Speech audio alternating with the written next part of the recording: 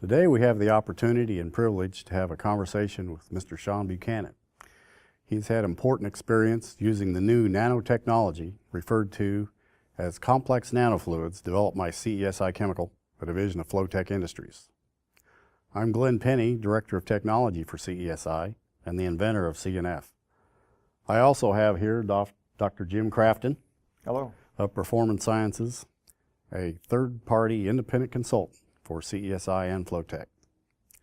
Sean, I'm glad you could be here today, and we're going to have you give us your insight and describe your experiences with this new complex nanofluid chemistry. But before we go too far, could you tell us a little bit about your professional background? Sure.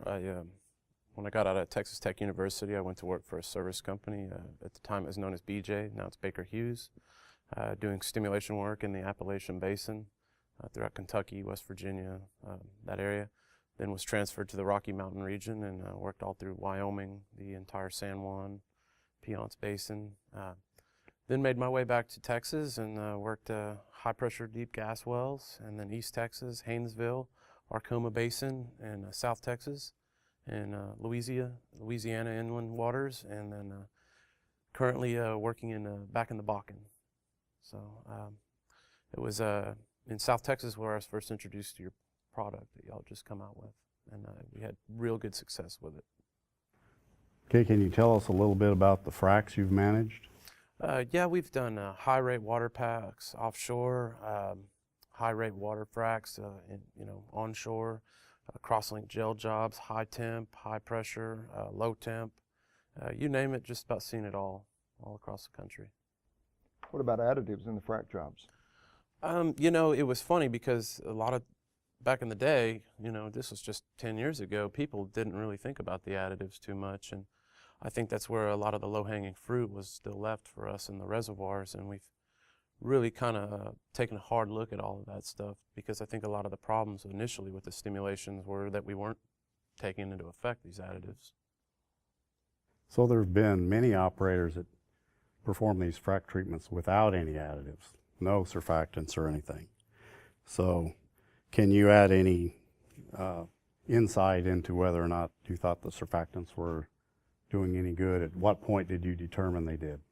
Well, we looked back and did a 6-month review of the wells, and the wells were in line with each other, same reservoir, same section, same area, and we looked at the wells that we'd run the CnF on versus the wells that we did not prior to the product being available to us, and we saw that there was a massive performance gain with the CnF fluid additive in the fracturing fluids, and that's when we committed to it fully in our program and have since been continuing to run the product.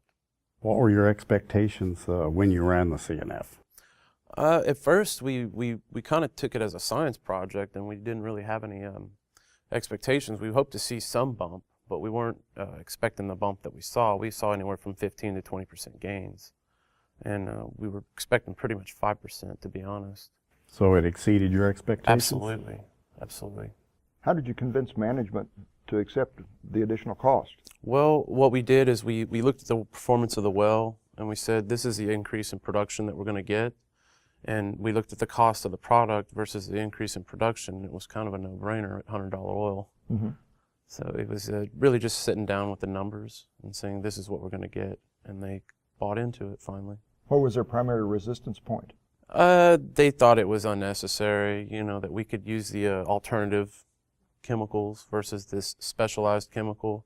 But then when they saw the production gains, they immediately kind of changed their song and dance and said, well, let's keep doing it, and so we continued on. How long a time frame did it take from when you first had the idea to consider using it until you actually were able to implement? Well, we were initially approached by Halliburton, and we decided to participate in their study when the product was still in development phase. And so they gave us a little bit of a discount on the product, and that's how we kind of got management to buy in. Of course, now the product's at full price, but it's still worth every penny.